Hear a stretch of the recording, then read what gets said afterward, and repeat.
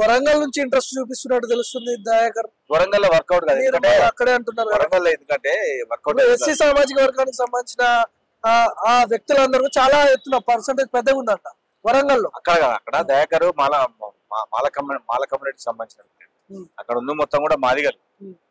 So ఖచ్చితంగా 2 మాదిగలకి ఇస్తారు, 1 మాలకి ఇస్తారు.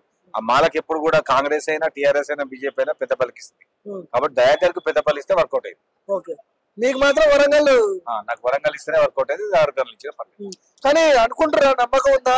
అధికార పార్టీ పొంగులేటి ప్రధాన అంశాడుగా ఉన్నారు మీరు, కాంగ్రెస్ పార్టీ ప్రతిపక్షంలో ఉన్నప్పుడు జాయిన్ అయ్యారు మీరు, అంతేనా? నమ్మకం ఉందా శ్రీనివాస్ రెడ్డి మీకు న్యాయం చేస్తాడని? 100%.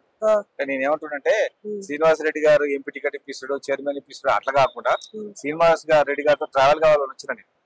సో దాని క్రమంలో ఏమొచ్చినా ఒకటే, ఏం రాపోయినా ఒకటే. ఎందుకు మరి అసెంబ్లీ సీట్ ఎందుకు రాలేదు, ఎమ్మెల్సీ ఎందుకు రాలేదు? మీరు ఉస్మానియాలో ఉద్యమాలు చేసిర్రు. నా టైం వస్తుంది, నాకు కూడా నాయకుడిగా పేరు ఉంది మీకు. అవన్నీ అర్హతలే, నాకు ఖచ్చితంగా నా టైం వస్తుంది. మీకు ఏమనిపించట్లేదా నన్ను పక్కన పెడుతున్నారు? ఏం లేదు, నేను బేసికల్ గా ఉద్యమకారుడిని. నా డిమాండ్స్ నాకున్నాయి, నా పని నాకున్నది. కాంగ్రెస్ పార్టీలో నేనున్నా. ఆ డిమాండ్స్ ను ముందు పెట్టి నా సమాజం కోసం పనిచేస్తా. As well as Srinivas Reddy గారితో ఉంటా, పార్టీతో ఉంటా. సో పదవులు అనేవి ఖచ్చితంగా వస్తాయి. 10 ఏళ్ల క్రితమే పదవి తీసుకొచ్చినా, 10 ఏళ్ల క్రితమే టికెట్లు తీసుకొచ్చినా ఖచ్చితంగా ఈ కాంగ్రెస్ పార్టీ పెద్ద పార్టీ, జాతీయ పార్టీ, ఇందులో చాలా టఫ్ ఉంటది. అయినా ఇందులో నెగ్గుతానని నమ్మకం నాకు ఉన్నది.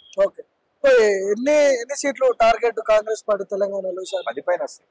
10కి పైన వస్తాయి. 10కి పైన ఫైట్ ఎవరెవరికి ఉండొచ్చు? ఫైట్ ఏ పార్టీకి ఉండొచ్చు? కాంగ్రెస్, బీజేపీ.